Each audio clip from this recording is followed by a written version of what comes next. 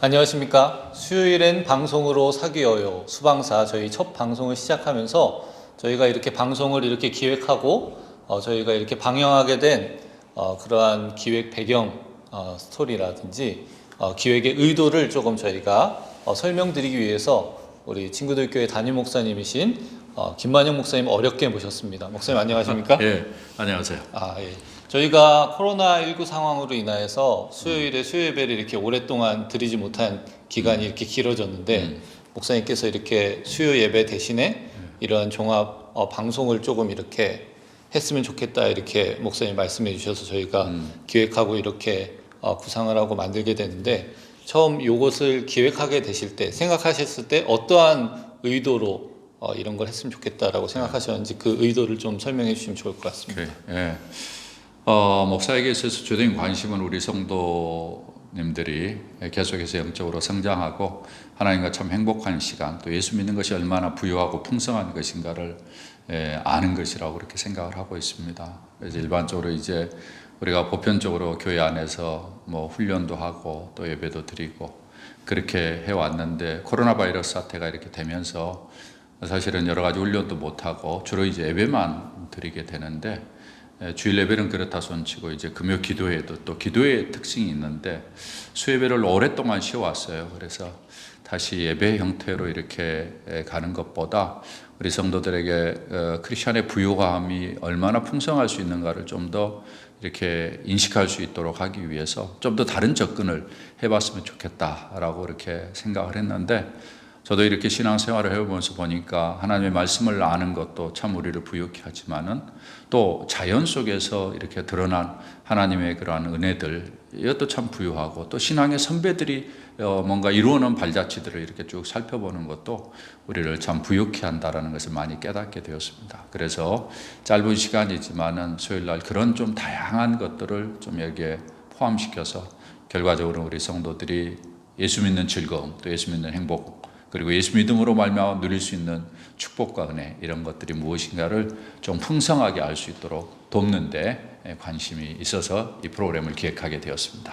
저희 이 방송 타이틀이 수방사 아닙니까, 목사님? 네네, 그렇습니다. 저희가 사실은 타이틀을 이렇게 정할 때 많은 어려움을 이렇게 겪다가 목사님께서 어느 날 딱 오셔서 확신에 차신 표정으로 수방사다 이렇게 말씀하셔서 이제 수방사 저희가 괜찮은 것 같아서 정하게 됐는데 그 수방사로 정하게 된 배경, 비하인드 스토리 그리고 또 방송 안에 담기는 이런 프로그램들 좀 설명해 주시면 좋을 것 같습니다. 사실 뭐 저희 나이 또래만 해도 뭐 일반적으로 상당히 루틴하고 어쩌면 전형적인 그러한 이제 이름을 갖게 되죠. 그래서 제일 처음에 이 이름을 어떻게 좀 만들까 고민을 했어요. 그냥 전통적인 것을 만들까 하다가 그래도 사실 이 프로그램이 어른들뿐만이 아니라 좀 젊은 세대들이 좀 같이 이렇게 누리고 또 즐기고 또 같이 만들어갔으면 좋겠다라는 생각을 갖고 있기 때문에 가능한 한 좀 젊은이답게 좀 이름도 지었으면 좋겠다라는 그런 생각을 했죠. 그래서 여러 아이디어를 모았습니다만 쉽지 않아서 제가 이제 우리 젊은이들도 좀 이렇게 제안을 해보고 또 가까이 있는 사람들에게도 이야기를 해봤는데 사실은 이제 그 수방사라는 그러한 이름이 대두가 됐어요. 이야기를 또 들어봤더니 수요일에 방송으로 사귀어요. 이런 그 개념을 담아서 이렇게 소개를 했어요. 그래서 제가 가만 들으니까 사실은 수방사에서 제일 처음에 이 수도방위 사령부가 생각이 났어요. 그래서 이름도 괜찮네, 괜찮을 수도 있겠다. 하루 좀 생각하니까 수방사, 수도방위 사령부 이건 좀 우리가 응용을 해서 믿음을 지키는 믿음을 이렇게 돈독하게 세워주는 그런 의미도 좀 갖고 수요일 날 이렇게 이런 프로그램을 통해서 우리 성도들이 많이 좀 교제를 했으면 좋겠다. 사실 이 프로그램 안에 제가 넣고 싶은 것 중에 하나가 이제 사실은 우리 성도를 서로 알아가는 특별히 잘 요즘 만나지도 못하니까 또 만난다고 해도 좀 이렇게 좀 더 풍성하게 아는 부분이 적기 때문에 우리 성도들을 소개하기도 하고 그런 만남도 좀 이루어졌으면 좋겠다라는 마음을 갖고 수방사 괜찮겠다 이렇게 생각하고 사실은 수방사 이름을 사용하게 되었어요. 사실은 이제 이 프로그램을 쭉 진행을 하면서 제가 의도했던 것은 우선은 이제 이야기를 가진 찬양, 우리가 찬양을 많이 부르지만은 찬양 뒤에 감춰진 스토리들을 잘 모르잖아요. 그래서 그 스토리도 좀 알 수 있도록 도와드리고 그 다음에 이제 우리 성도들의 신앙생활의 간증도 좀 나누고 또 큐티했던 것도 좀 나누고 우리 성도들이 어떻게 살아가는지 어떤 직업을 가지고 있는지 어떤 일들을 하는지 이런 것도 좀 나누기도 하고 아울러서 이제 교회도 좀 이해도 되고 또 성경에 나타난 여러 가지 언어들 가운데 우리에게 익숙지 않은 그러한 언어들도 좀 이렇게 풀이도 해주고 기독교를 좀 더 잘 알 수 있는 그러한 내용도 담고 예.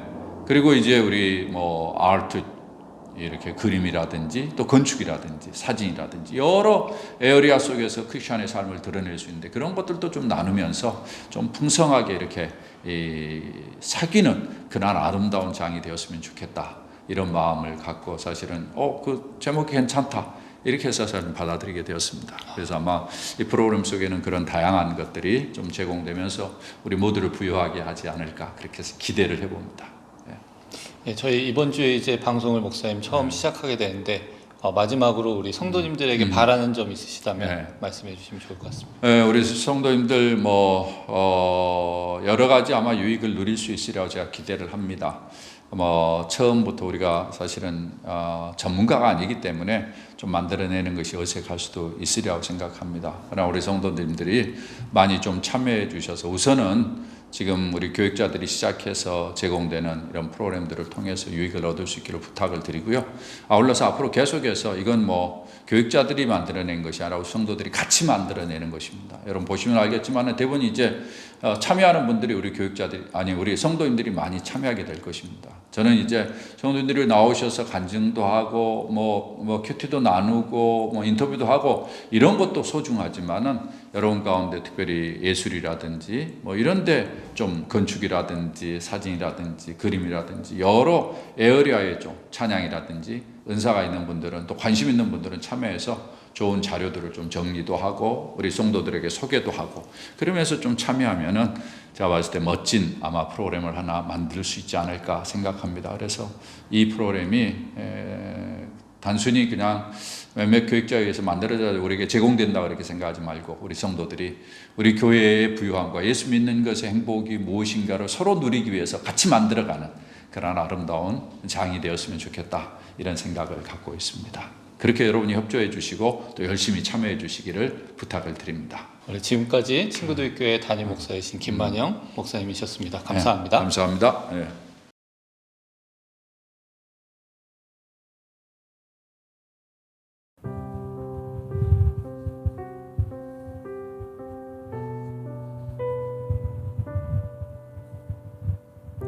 이야기 찬양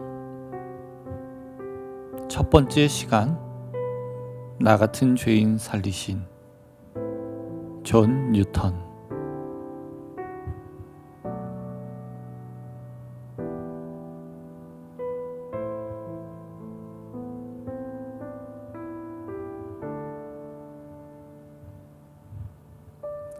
영국 런던에서 태어난 존 뉴턴은 7살 때 폐병으로 어머니를 여의었습니다. 그는 11살 때부터 선장인 아버지와 살면서 험난한 어린 시절을 보냈습니다. 학교도 제대로 다니지 못한 채 해군에 입대했는데 엄격한 규율을 견디다 못해 탈영하여 감옥에 수감되었고 사람들이 보는 앞에서 채찍질까지 당했습니다. 반항심이 극에 달한 청년 뉴턴은 노예 무역선에 올랐습니다. 바다에 관해서는 누구보다도 잘 알았던 그였기에 그는 곧 선장으로 승진할 수 있었습니다. 그는 사람을 사고 팔았을 뿐 아니라 온갖 방탕한 짓을 다하며 살았습니다. 23살의 뉴턴 선장은 어느 날 비틀거리며 배에서 내려왔습니다. 그리고 뒤돌아 배를 한번 쳐다보았습니다. 그날은 술에 취해 비틀거린 것이 아니었습니다. 물론 몸도 지쳐 있었지만 무엇보다 죄책감으로 인한 심리적 고통에 견디기 힘들었습니다. 사실 브라질에서부터 긴 시간을 항해하는 동안 뉴턴의 일생을 바꾸는 일이 일어났기 때문입니다. 배 안에서 그는 3세기 전 토머스 아켄피스가 쓴 그리스도를 본바다를 읽고 있었습니다. 그런데 갑자기 대서양에서 배를 집어삼킬 듯한 거대한 폭풍이 일었습니다. 다행히 배가 반쪽이 나기 전에 폭풍은 멈췄습니다. 그러나 뉴턴의 머릿속에서는 책에서 읽은 예수 그리스도에 대한 생각이 떠나지 않았습니다. 하나님이 뉴턴에게 찾아오신 것입니다. 뉴턴은 바다 한가운데서 부르시는 주님의 음성에 귀를 기울였습니다. 그는 하나님을 모른 채 하루하루를 세상의 것으로 만족하며 살았던 시간들이 어리석게 느껴졌습니다. 그는 울부짖으며 지금까지의 삶을 낱낱이 고백하고 뉘우쳤습니다. 자신과 같은 흉악한 죄인을 용서하시고 한없는 기쁨을 주시는 하나님을 만난 것입니다.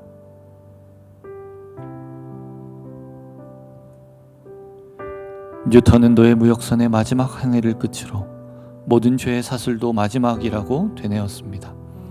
비틀거리며 내려와 마지막으로 배를 쳐다보았을 때 그는 이미 하나님을 위해 목숨을 바치기로 결심했습니다.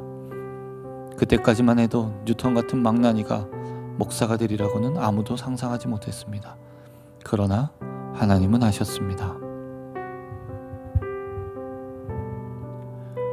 뉴턴은 마음을 굳게 먹고 16년 동안 낮에는 일하고 밤에는 독학하여 신학 공부를 마쳤습니다. 그리고 목사 안수를 받고 올리라는 작은 마을로 파송되었습니다. 그곳에서 사역을 시작한 지 얼마 되지 않았을 때 뉴턴은 자신을 돌아보며 놀라운 주님의 은혜에 대해 설교했습니다. 설교를 준비하던 그는 죄인 중에 죄인인 자신을 구원하신 주님의 은혜를 찬양하지 않을 수 없었습니다. 그 설교의 마무리를 위해 그는 시 한 편을 썼습니다. 바로 찬송 나 같은 죄인 살리시입니다. 나 같은 죄인 살리신 주 은혜 놀라워 잃었던 생명 찾았고 광명을 얻었네. 큰 죄악에서 건지신 주 은혜 고마워 나 처음 믿은 그 시간 귀하고 귀하다. 사실 이 찬송은 뉴턴뿐 아니라 십자가의 은혜를 입은 우리 모두의 고백입니다. 영원히 죽을 수밖에 없었던 우리를 구원해 주신 하나님의 은혜에 대해 지난 삶과 현재의 삶 그리고 미래의 삶을 노래하는 간증입니다. 그 후 뉴턴은 잉글랜드에서 아주 능력 있는 사역자가 되었습니다. 그러나 그는 자신이 추악하고 흉악한 죄인이며 뱃사람이었음을 결코 잊지 않았습니다. 죄인을 구원해 주신 하나님의 은혜를 또렷이 기억하고 살아간 것입니다.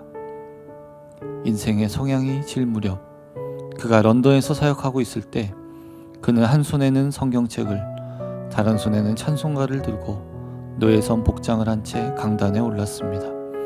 그리고 자기 같은 죄인을 살리신 예수님의 복된 소식을 힘있게 선포했습니다.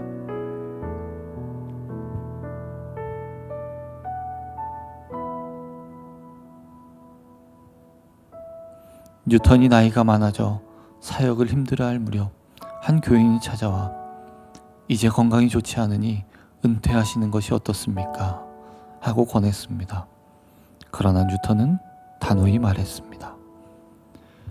과거에 아프리카 흑인들을 매매하던 이 죄인이 아직 말할 힘이 있는데 설교를 그만두란 말이오? 나는 이제 기억력도 없어. 그러나 내가 분명히 기억하는 것 두 가지가 있어. 그것은 내가 큰 죄인이라는 것과 그리스도께서 나를 구원해 주셨다는 사실이요.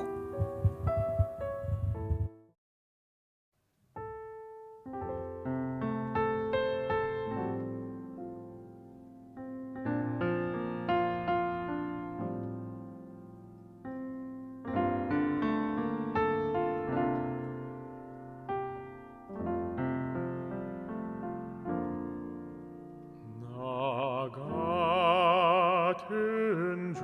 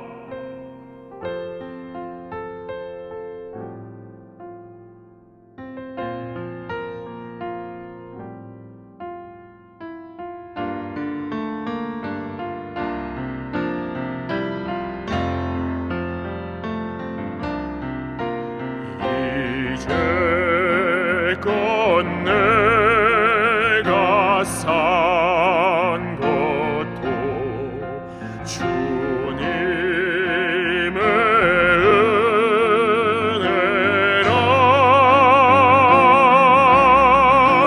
또 나를 장차 본향에 인도해 주시니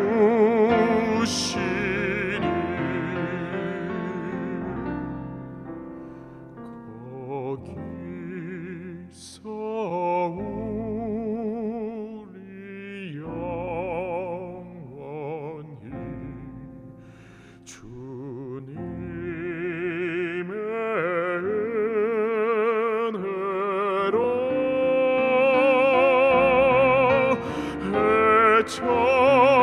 해처럼 밝게 살면서 주 찬양하리라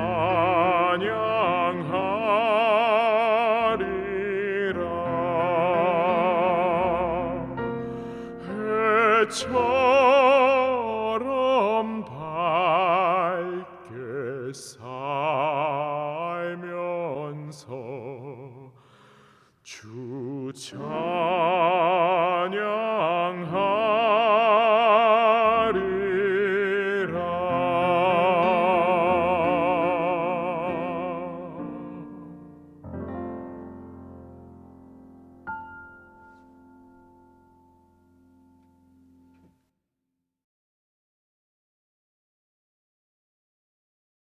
성도 여러분 안녕하세요.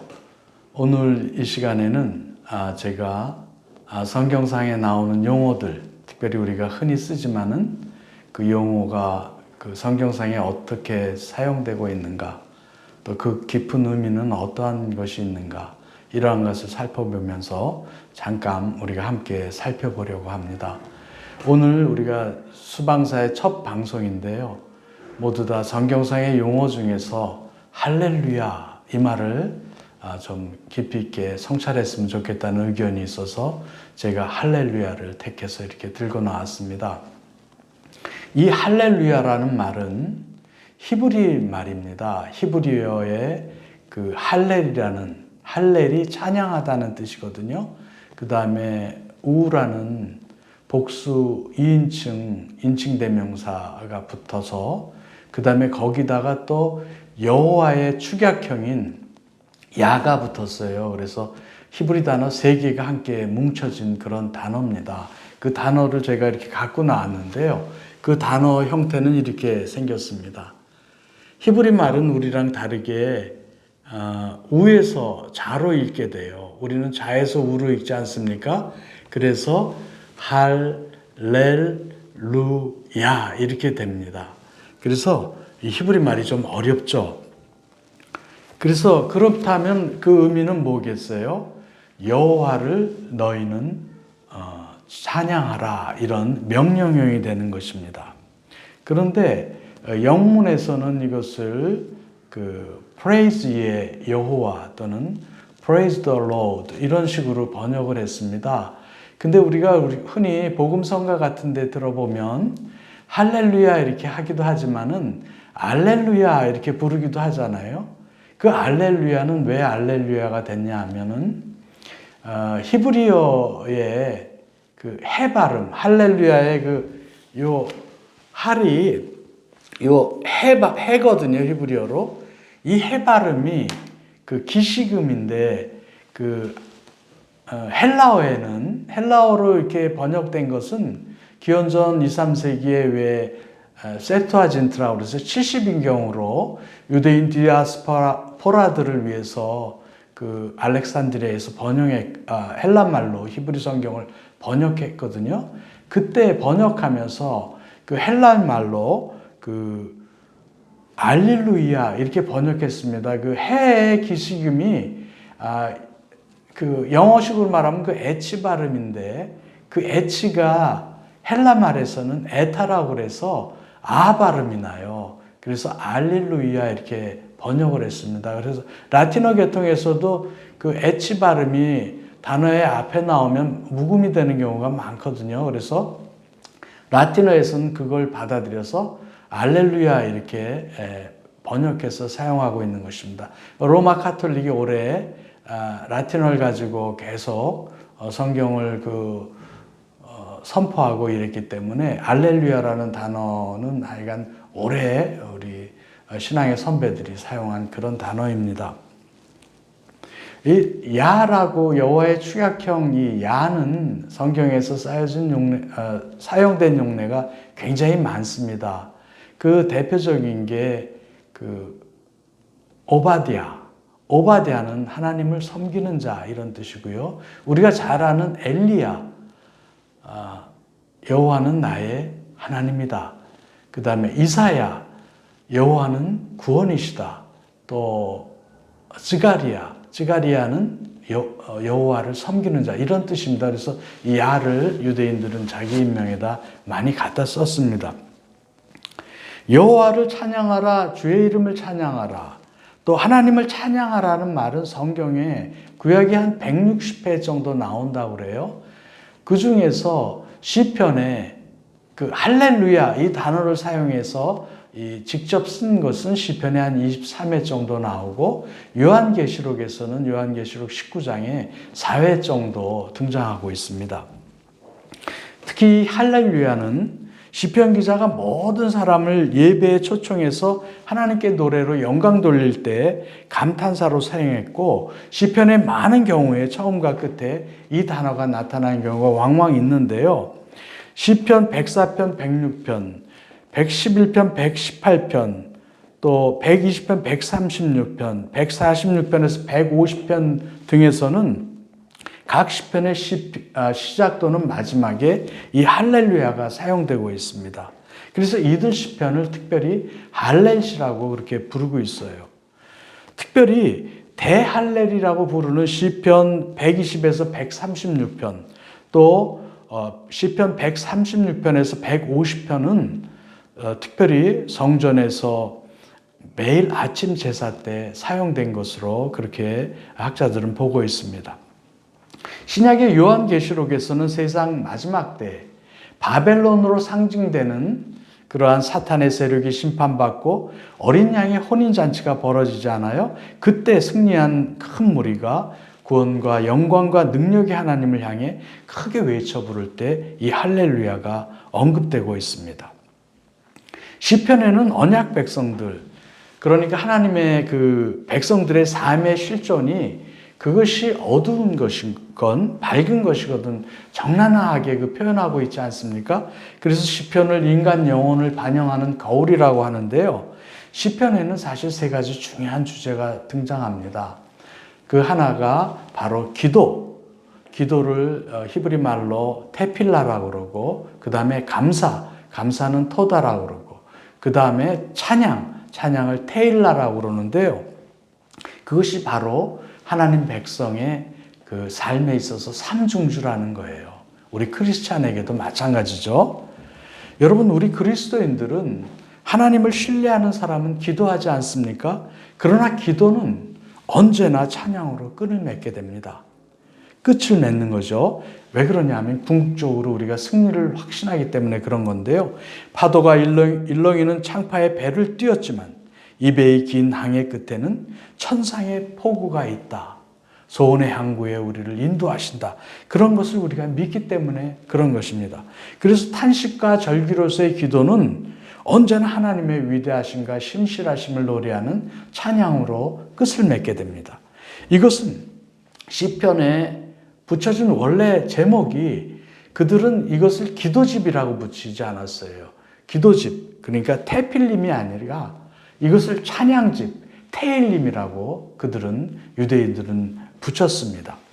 우리가 보면 시편은 150편 5권으로 구성되어 있는데 이 성경을 찾아보면 150편의 맨 마지막 것마다 이 각 권이 다 찬양과 송영으로 끝나게 됩니다. 예를 들어서 제 1권 41편 13절을 보면 이스라엘 하나님 여호와를 영원부터 영원까지 송축하리로다. 그 다음에 제 5권은 150편 전체가 다 찬양인데요. 150편은 특별히 할렐루야로 시작해서 할렐루야로 끝납니다. 여러분 그렇습니다. 기도는 언제나 찬양으로 끝을 맺게 됩니다. 아마 그렇게 하라고 하나님께서는 시편을 통해서 우리에게 말씀하시는 거죠. 그런데 이러한 찬양이 아까도 말씀드렸지만 시편에서만 강조되는 게 아니죠. 요한계시록에 보면 모두 7차례에 걸쳐 영광성 장면이 등장해요. 요한계시록 1장 4절에서 8절, 또 4장 1절에서 5장 14절, 뭐 이런 식으로 계속 나오고 19장 1절에서부터 10절까지 이렇게 나오는데, 우리가 잘 아는 하이든의 천지창조나 핸델의 메시아, 거기에 나오는 할렐루야도 모두 요한계시록에 나오는 찬양입니다. 거기에 보면 왕의 왕, 또 주의 주, 주가 길이 다스리시네 이러면서 우리가 굉장히 감동하지 않습니까? 여러분, 천상 공동체에서 가장 중요한 특징이 바로 찬양과 경배예요. 우리 기독교는 바로 그래서 찬양 공동체입니다. 하나님은 찬양 가운데 거하세요. 찬양은 하나님의 임재를 경험하는 가장 유효한 효과적인 수단이 됩니다.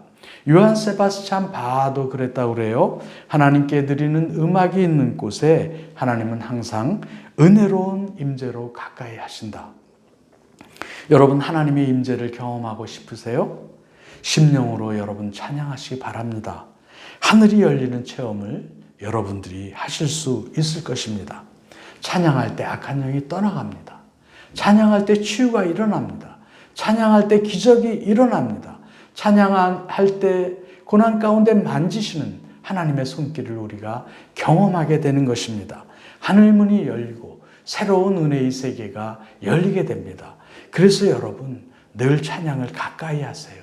찬양을 많이 듣고 찬양을 많이 부르세요. 차 안에서건 집에서건, 또 여러분이 심령으로 눌려 있을 때 찬양을 불러보세요.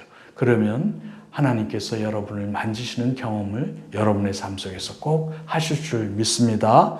여러분, 그 은혜를 마음껏 누리시는 우리 친구들 교회 공동체가 되시기를 바랍니다. 할렐루야. 안녕하세요. 저는 친구들 교회 유치부 전도사 박희정입니다. 오늘은 다른 자격으로 우리 성도님들 앞에 섰는데요.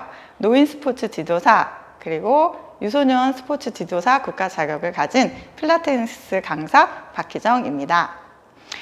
저와 함께 이 코너를 통해서 우리 성도님들과 함께 운동을 배워볼 것이 총 3가지 종류가 있는데요. 첫 번째는 스트레칭입니다. 일상생활에서 몸을 스트레칭하는 것은 굉장히 중요하거든요. 그리고 두 번째는 셀프 마사지입니다. 혼자서 몸을 마사지하는 방법이 있거든요. 이것을 배워두면 일상생활에서 굉장히 도움이 될 거예요. 그리고 세 번째는 근력 운동입니다. 저와 함께 근력 운동을 배우시고 틈틈이 시간 날 때마다 그것을 적용해 보셨으면 좋겠습니다. 자, 먼저 스트레칭을 배우시기 전에 워밍업에 대한 부분을 할 건데요. 워밍업, 몸치기는 아침에 일어나서 하시는 게 가장 효과적이에요. 왜냐하면 우리가 잠을 자는 동안에는 체온이 낮아져 있고요. 그 상태로 아침에 일어나면 몸이 좀 찌뿌둥합니다. 그때 이 몸치기를 하게 되면 우리 몸의 체액과 혈액의 흐름을 원활하게 하고, 그리고 근육에게 부드러운 자극을 줘서 몸이 잘 풀리고 부드러워질 수 있도록 도와주는 역할을 하게 됩니다. 몸치기는 그닥 어려운 동작은 아니고요. 무슨 특별한 자세가 있는 것도 아니에요. 다만 손을 이렇게 안쪽에 공간을 만들어서 이 상태로 몸을 두드리는 동작을 하게 될 거예요. 자, 그러면 연습해 보실 건데요. 손을 오른쪽 팔에서부터 이렇게 두들겨서 이렇게 올라갈 거예요. 자, 그 다음에 어깨 위를 두들겨 주시면 돼요. 자, 그 다음에 팔 안쪽, 바깥쪽, 아래쪽, 겨드랑이, 반대쪽 손 이렇게 같이 저랑 같이 해볼게요. 자, 하나, 둘, 셋, 넷, 다섯, 여섯, 일곱, 여덟, 어깨 위, 셋, 넷, 다섯, 여섯, 일곱, 여덟. 팔 안쪽, 하나, 둘, 셋, 넷, 다섯, 여섯, 일곱, 여덟. 하나, 둘, 셋, 넷, 다섯, 여섯, 일곱, 여덟. 팔 바깥쪽, 하나, 둘, 셋, 넷, 다섯, 여섯, 일곱, 여덟. 하나, 둘, 셋, 넷, 다섯, 여섯, 일곱, 여덟. 아래쪽, 하나, 둘, 셋, 넷, 다섯, 여섯, 일곱, 여덟. 하나, 둘, 셋, 넷, 다섯, 여섯, 일곱, 여덟. 반대쪽 가겠습니다. 하나, 둘, 셋, 넷, 다섯, 여섯, 일곱, 여덟. 어깨 위, 셋, 넷, 다섯, 여섯, 일곱, 여덟. 팔 안쪽. 하나, 둘, 셋, 넷, 다섯, 여섯, 일곱, 여덟. 하나, 둘, 셋, 넷, 다섯, 여섯, 일곱, 여덟. 팔 바깥쪽. 하나, 둘, 셋, 넷, 다섯, 여섯, 일곱, 여덟. 하나, 둘, 셋, 넷, 다섯, 여섯, 일곱, 여덟. 아래쪽. 하나, 둘, 셋, 넷, 다섯, 여섯, 일곱, 여덟. 하나, 둘, 셋, 넷, 다섯, 여섯, 일곱, 여덟. 자, 이제 상체를 두들겨 주세요. 손 닿는 대로. 특히 가슴 위쪽, 쇄골 아래쪽 여기 두들겨 주시면 좋아요. 노폐물 순환에 도움이 돼요. 자, 이 동작은 어려운 동작은 아닌데 하고 난 다음에 몸이 빠르게 따뜻해지는 것을 느낄 수 있고 몸이 많이 부드러워지게 됩니다. 자, 이제 하체를 하게 될 거예요. 다리를 뻗어 놓으시고요. 발목 바깥쪽부터 엉덩이까지 쳐서 올라온 다음에 엉덩이 뒤쪽을 치게 될 거예요. 자, 해볼게요. 하나, 둘, 셋, 넷, 다섯, 여섯, 일곱, 여덟. 엉덩이 뒤에 다섯, 여섯, 일곱, 여덟. 한 번 더. 하나, 둘, 셋, 넷, 다섯, 여섯, 일곱, 여덟. 하나, 둘, 셋, 넷, 다섯, 여섯, 일곱, 여덟. 자, 이제 발목 안쪽 칠게요. 하나, 둘, 셋, 넷, 다섯, 여섯, 일곱, 여덟. 아래 빼. 셋, 넷, 다섯, 여섯, 일곱, 여덟. 한 번 더.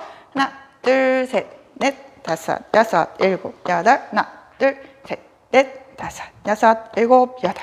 자, 발목 안쪽서부터 쓸어 올려서 이렇게 서해부 있는 쪽으로 쓰다듬어 주세요. 이렇게 하면 우리 몸의 체액의 흐름을 굉장히 원활하게 하고 노폐물 순환에 도움이 되는 동작이에요. 자, 이제 하체 전체를 다 두들겨 주세요. 이렇게 두들기다 보면은 특별히 시원한 부위가 있어요. 사람마다 다 다르거든요. 고기를 많이 두들겨 주세요.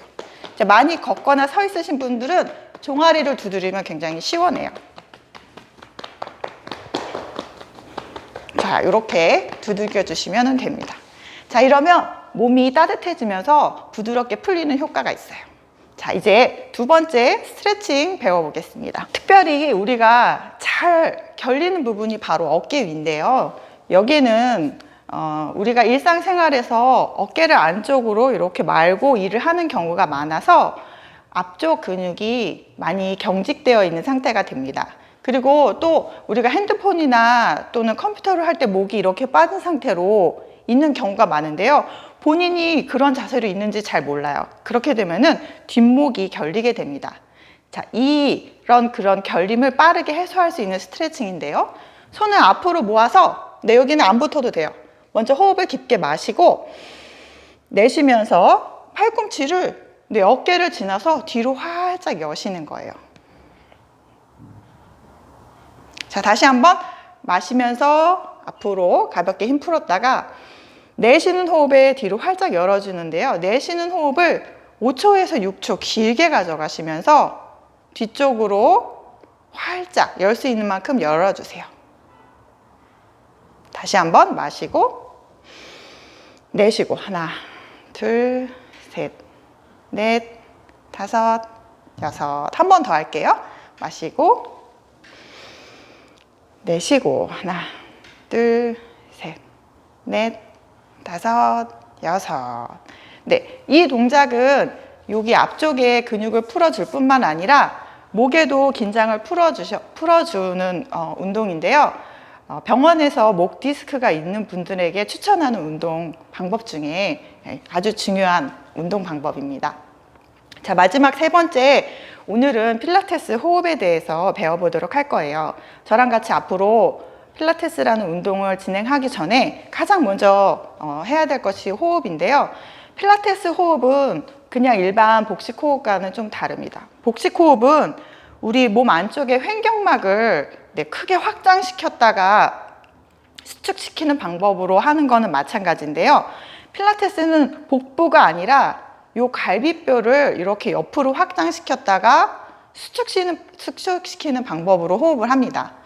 우리 몸의 근육이 옆으로 확장되면 갈비뼈도 같이 확장이 되고 그 안에 여러 가지 그 장기들과 또는 호흡을 하는데 근육들이 같이 발달하게 되는데, 그렇게 됐다가 수축하는 것을 반복하게 되면 우리 장기 안에도 영향을 주고 운동하는 효과가 있습니다. 자, 이게 영상으로 잘 보이실지 모르겠는데요. 저 여기 갈비뼈가 있거든요. 호흡을 할 때 처음에는 잘 안 되실 건데 갈비뼈를 이렇게 옆으로 확장시켰다가 내쉬는 호흡에 안쪽으로 쫙 모아주시는 거예요. 자, 이렇게 자신의 갈비뼈에 손을 대시거나 아니면 편한 자세로 이렇게 대시고 호흡을 깊게 마시면서 갈비뼈 열고 내쉬면서 갈비뼈를 안쪽으로 꾹 수축시켜서 안으로 다 모으시는 거예요. 다시 한번 마시고 내쉬고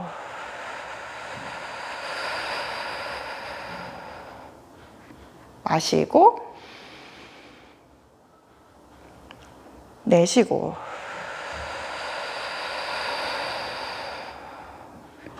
마지막 한번 마시고 내쉬고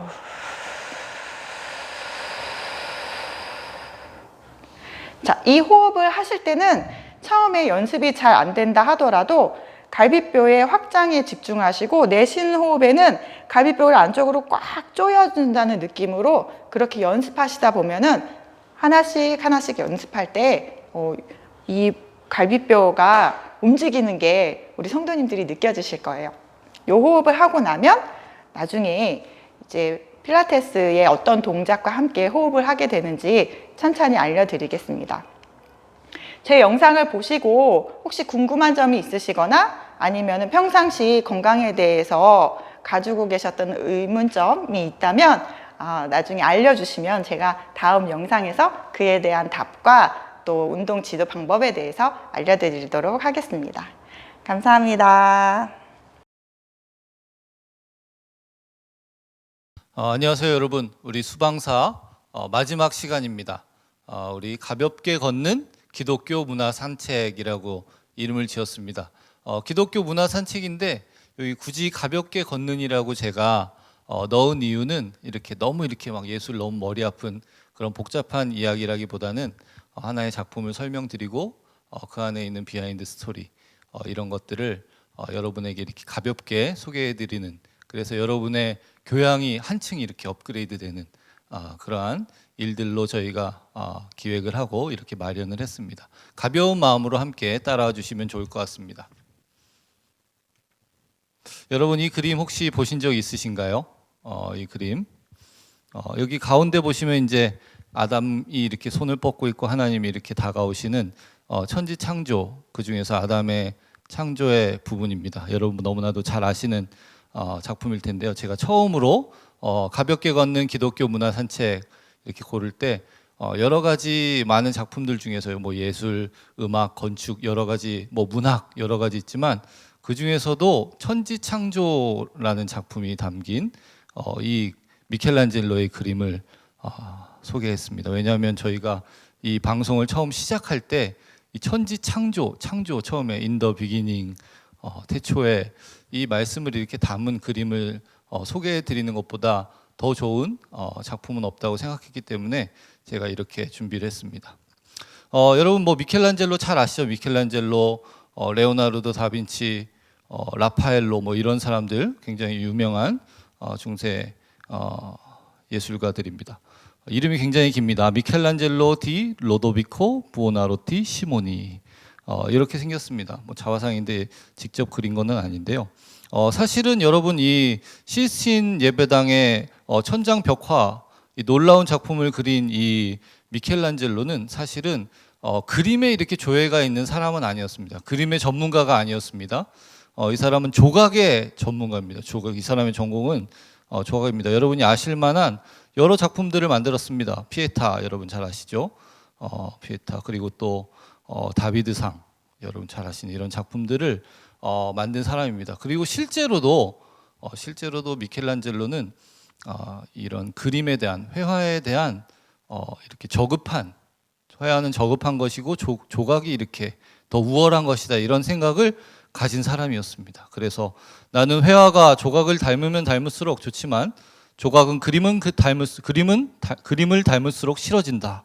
만일 회화가 조각보다 고귀하다고 쓴 사람이 다른 사물도 그 정도 수준에서 이해한다면 그는 우리 집 한여만도 못하다. 이렇게까지 이야기한 사람입니다. 그런데 이런 사람이 굉장한 역대 그 역사 가운데 가장 역작이라고 여겨지는 천지창조 시스틴 예배당의 천장화를 그린 사람이 되었습니다.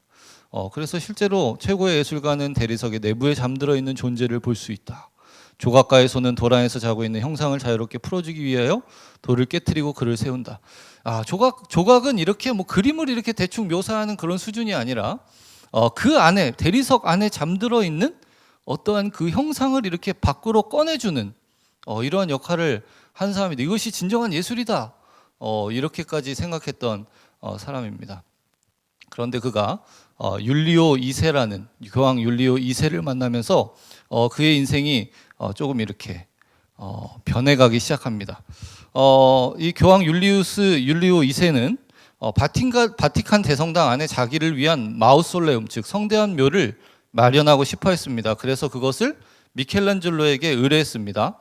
그래서 제가 말씀드린 대로 미켈란젤로는 조각을 더 우월한 것을 여겼기 때문에 교황의 이 제안을 받고 몇 점의 거상을 포함한 40점 이상의 조각상과 수많은 청동 부조가 어우러진 웅장한 무덤의 설계안을 교황에게 제출했습니다. 그리고 처음엔 교황이 그것을 아주 흡족하게 여겨서 미켈란젤로를 카라라라는 곳으로 보내서 그곳에 조각상에 쓸 대리석을 마음껏 캐도록 명령하기도 했습니다. 그런데 어째서인지 교황은 예고도 없이 미켈란젤로의 그 계획을 취소시켰고 조각이 아닌 시스티나 예배당의 천장화를 그리도록 명령했습니다. 제가 말씀드린 대로 그렇게도 회화를 경멸하고 프레스코의 기법에 대해서는 아는 것도 없었던 그에게 이런 것을 명했던 것이죠. 미켈란젤로는 회화는 자신의 분야가 아니며 자신이 이 일을 맡는다면 실패할 것이 뻔하다고 주장하며 거절했지만 교황의 의지는 너무나도 확고했습니다. 그래서 미켈란젤로는 너무나도 절망하여서 이렇게 이야기까지 하기도 합니다. 이건 정말 내 일이 아니다. 시간만 낭비할 뿐 모든 것이 무의미하다. 신께서 날 도우시기를. 이렇게 이야기합니다. 미켈란젤로가 시스틴 예배당의 천장화를 그리기 시작한 것이 1508년 5월 10일입니다. 그런데 이미 이 교황 집무실이라고 하는 스탄자 델라 시그나투라, 그 서명의 방이라고도 불리우는 이 방에 라파엘로가 이미 그림을 그리고 있었습니다. 1509년에 완성을 하는데 여러분 잘 아시는 성사에 대한 논의, 이거 라파엘로의 그림입니다. 그리고 더 유명한 아테나 학당, 이런 것을 그리고 있었기 때문에 이미 미켈란젤로가 그 시스틴 예배당의 천장화를 그리는 그 시점에 이미 어느 정도 완성이 되고 있었기 때문에 그림에 어떤 전공이 있는 것도 아니고 그림을 열등한 것으로 보고 있었던, 그리고 그림의 프레스코에 있어서는 문외한이었던 그가 그림을 맡아서 그린다면 분명히 이 라파엘로의 그림과 이렇게 비교될 것이 분명했기 때문에 그는 여러 차례 이렇게 거절을 하고 심지어는 라파엘로를 추천하기도 합니다. 나보다 이 일에 라파엘로가 더 적격입니다. 그런데 율리오 2세는 너무나도 끈질기게 미켈란젤로에게 명령을 해서 결국 1508년 5월 10일 미켈란젤로는 시스티나 성당의 천장화를 그리는데 착수하게 됩니다. 자, 시스틴 성당이 이렇게 생겼습니다. 전면에서 보면 이렇게 생겼고 위에서 보면 이런 모양으로 되어 있습니다. 이 천장 전체가 이제 그림으로 가득 차 있는 것이죠. 지도를 보면 성 베드로 대성전 바로 옆에 붙어 있는 그러한 장소입니다. 그래서 여러분이 이렇게 들어가시게 된다면 이렇게 천장을 가득 채우고 있는 미켈란젤로의 그림을 발견하실 수 있고, 그 끝에 이르러 만나는 그림이, 이 천장화의 끝에 만나는 그림이 이제 이것도 동일하게 미켈란젤로의 최후의 심판이 되겠습니다. 독일의 문호 괴테는 이 시스틴 예배당의 미켈란젤로의 천장화를 보고 이렇게까지 이야기했습니다. 시스티나 예배당을 보지 않고서 한 인간이 어느 정도의 일을 해낼 수 있는지 직관적으로 상상하는 것은 불가능하다. 이렇게 얘기합니다. 이제 그림을 하나하나 천천히 감상해 보도록 하겠습니다. 그림의 크기는 이렇게 거대합니다. 40m에서 가로 40m, 세로 17m, 이렇게 그려져 있고요. 그리고 이 가운데 이렇게 나눌 수 있는데요. 이 세 가지, 이 9가지의 주제로 그려져 있는데 3개씩 묶어서 하나는 하나님의 천지 창조, 그리고 아담과 이브의 창조와 타락, 그리고 마지막에는 노아의 이야기, 이렇게 가운데를 가장 중심에 이 창세기의 3가지 주제가 그려져 있습니다. 그리고 그 주변으로 이제 선지자들, 그리고 이방의 여사제들이 이렇게 그려져 있고요. 그리고 그 바깥쪽으로 이렇게 타원형의 이제 예수님의 조상들에 대해서 이렇게 그려져 있습니다. 그래서 여러분 이렇게 제가 보여드리는 이 그림을 보시면 이제 어떠한 내용들이 있는지 잘 나옵니다. 그래서 뭐 다니엘도 있고 이사야도 있고 예레미야, 요엘도 있고 여기 보면 야곱과 요셉도 있습니다. 그리고 이 위에 보면 이세, 다윗, 솔로몬 이렇게 예수님의 조상들이 그려져 있는데요. 특징이 결국은 이렇게 그 창세기의 순서를 따라 보면 하나님의 천지 창조, 그리고 아담과 이브의 창조되었으나 타락, 그리고 노아의 술 취함으로 마지막을 맺습니다. 그러니까 결국은 그리고 이 그림이 끝나는 마지막 장면이 이제 제가 말씀드린 그 최후의 심판이잖아요. 그러니까 결국은 인간의 모든 것이 이제 부정적으로 끝나고 결국 이 인생의 모든 것이 예수 그리스도의 최후의 심판으로 마지막이 지어진다라는 그러한 하나의 이렇게 줄거리를 갖고 있게 되는 것입니다. 자, 그래서 하나씩 이제 9가지의 주제를 잠깐 살펴보도록 하겠습니다. 첫 번째는 어둠과 빛의 분리입니다. 하나님께서 이 가운데서 어둠과 빛을 이렇게 분리하시는 장면입니다. 그래서 여기를 이렇게 확대해 보면 이렇게 나오는 것이죠. 어둠과 빛의 분리. 그리고 이 옆쪽에 아까 보셨는지 모르겠지만 눈물의 선지자 예레미야가 그려져 있습니다. 아주 슬픔에 잠긴 비통한 표정의 예레미야를 보실 수 있습니다. 그리고 두 번째로는 이제 해와 달과 지구 창조입니다. 하나님께서 또 이 가운데서 해와 달과 지구를 창조하시는 모습을 미켈란젤로는 이렇게 표현해서 그렸습니다. 확대하면 이렇게 되어 있습니다. 하나님의 표정이 아주 근엄한 하나님의 표정이 그려져 있습니다. 그리고는 물과 땅의 분리, 그리고 아담의 창조입니다. 이 그림이 굉장히 여러분에게 제일 익숙한 그림이실 겁니다. 보시면 아시겠지만 이렇게 손이 닿을락말락한 하나님과 아담의 손이 닿을락말락한 이 장면인데요. 그 아담의 손과 하나님의 손 사이가 실제로 1.9cm라고 합니다. 그러니까 거의 하나님의 생명이 아담에게 전달되려고 하는 그 직전의 순간을 이렇게 담았습니다. 그 다음은 이브의 창조입니다. 아담이 잠들었을 때 하나님께서 그의 갈비뼈에서 이브를 창조하신 그 장면을 이렇게 미켈란젤로는 표현을 했습니다. 그리고 아담과 이브의 타락, 그리고 에덴 동산에서의 추방 가운데를 확대해 보면 이렇게 되어 있습니다. 특별히 미켈란젤로는 이 뱀을 여성으로 표현을 했습니다. 그리고 여기서 이제 에덴 동산에서 쫓겨나는 아담과 하와의 모습을 그려놨습니다. 그리고 이제부터는 새 장면은 이제 노아의 스토리입니다. 노아의 제사. 노아가 그의 자녀들과 함께 제사를 드리는 매우 긍정적으로 시작을 합니다. 그리고 이 한켠에는 이사야 선지자가 그려져 있습니다. 그리고 대홍수입니다. 인간의 죄로 인하여서 하나님께서 물로 세상을 심판하신 장면입니다. 그런데 여기서 주목할 만한 것이 여기 다 여성이 거의 남성보다 이렇게 건장하게 그려져 있습니다. 미켈란젤로가 묘사하고 있는 사람들의 모양은 다 근육질이고 다 탄탄한 그런 모양입니다. 그것은 하나님을 의지하지 않고 자기의 힘을 의지하는 그런 인간의 어리석은 모습을 이러한 묘사를 통하여서 전달하려고 한 미켈란젤로 의도가 이 안에 숨어 있습니다. 다 결연한 표정이죠. 대홍수 가운데서도 두려워하거나 떨고 절망하고 있는 것이 아니라 아주 강인한 모습으로 하나님을 대항하는 모습을 그리고 있습니다. 그리고 마지막 장면은 이제 술 취한 노아입니다. 그러니까 결국은 하나님의 은혜가 계속되고 하나님의 심판이 있지만 결국은 이렇게 부정적으로 마무리되는 그래서 결국은 그들의 메시아 예수 그리스도를 기다릴 수밖에 없는, 그곳에만 소망을 둘 수 있는 인간의 필연적인 모습을 그렸다고 이야기할 수가 있습니다. 이렇게 술 취한 노아의 모습. 그리고 한켠에는 이렇게 우리가 다 살펴보진 못했지만 이렇게 다윗이 골리앗의 머리를 베는 이런 장면들이 있습니다.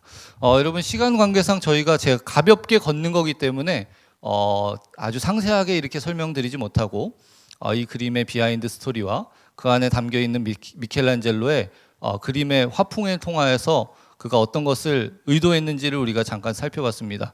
이 내용을 이렇게 조금씩 돌려보시면서 제가 드리는 정보를 통하여서 다시 한번 여러분께서 사진들을 그림들을 찾아보시면서 그 안에 담긴 의미를 다시 한번 되새기실 수 있으면 좋을 것 같습니다.